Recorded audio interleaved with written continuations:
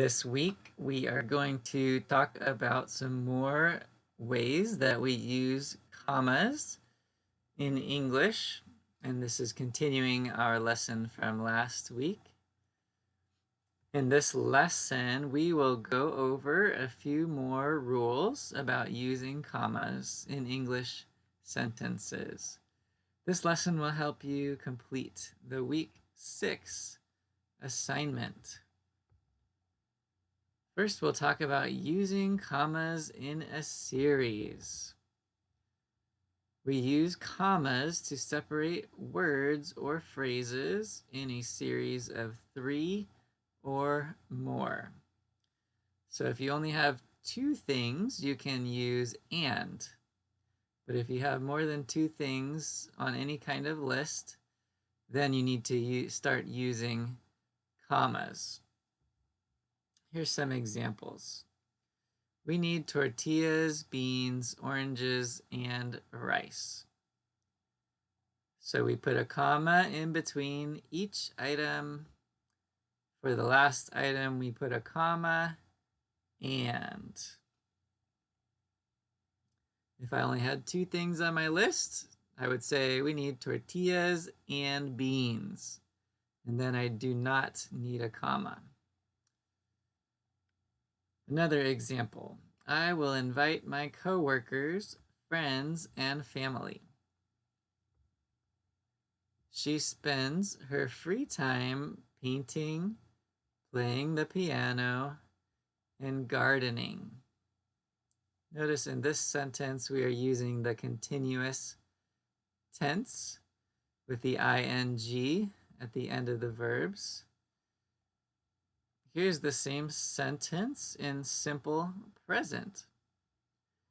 In her free time, she paints, plays the piano, and gardens.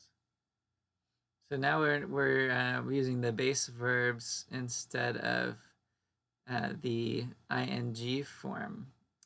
And notice this comma here, in her free time, comma.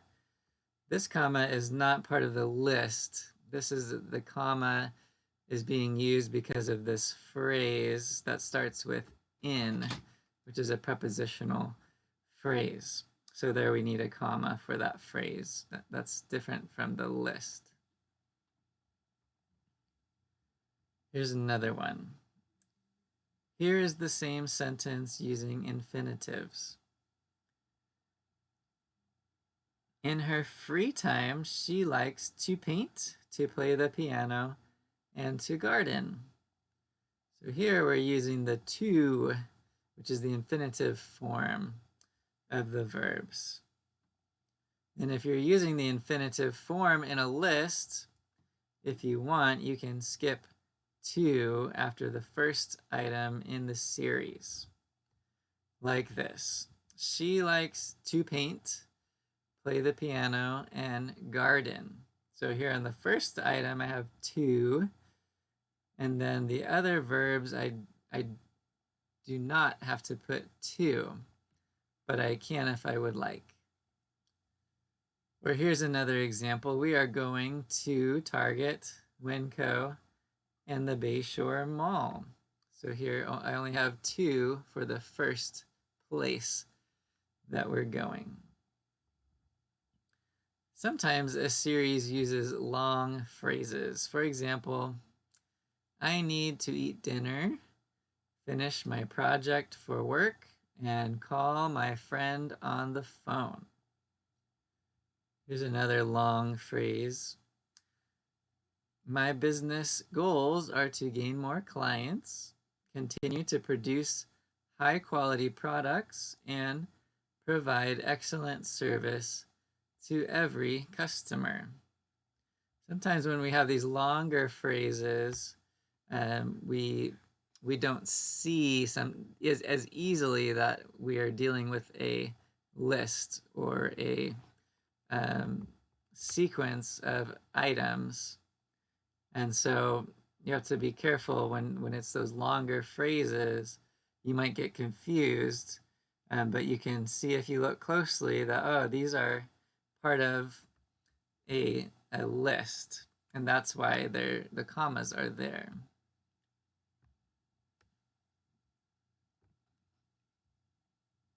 Next, we'll talk about commas with introductory words. So we use a comma when we begin a sentence with introductory adverbs such as however, therefore, most importantly, in addition, fortunately, unfortunately. And there's many more of these adverbs. These are some of the common ones. Here's some examples. He said that eating too much broccoli makes people turn green. However, there is little evidence to support this. Notice I started a new sentence here with however, and then a comma right after that word, however. And that's when we're speaking there, we would pause. However, there is little evidence to support this. Here's a few more examples. I have learned a lot about gardening this year. Most importantly, the plants need to be watered regularly to grow. Notice here there's two words that make up this introductory phrase.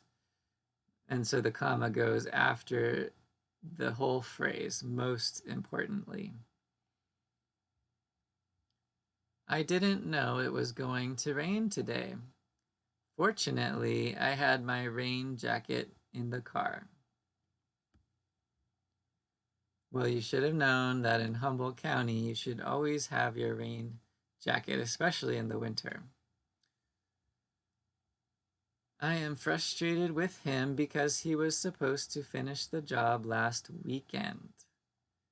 In addition, he left a big mess in the living room. This is another two-word adverb phrase, in addition. So the comma goes after the end of the phrase here.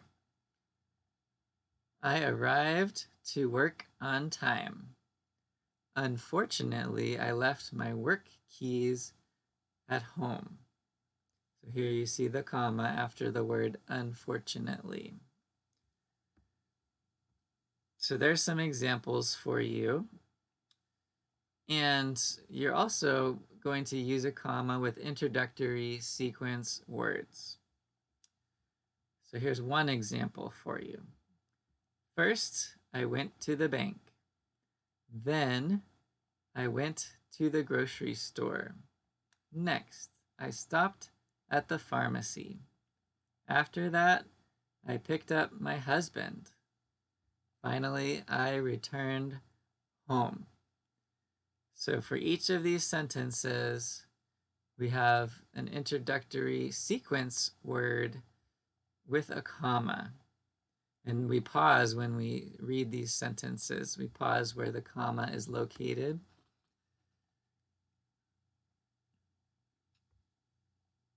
So there's some more comma rules for you to practice with, and there is an assignment that will give you a chance to practice using these commas in your sentences.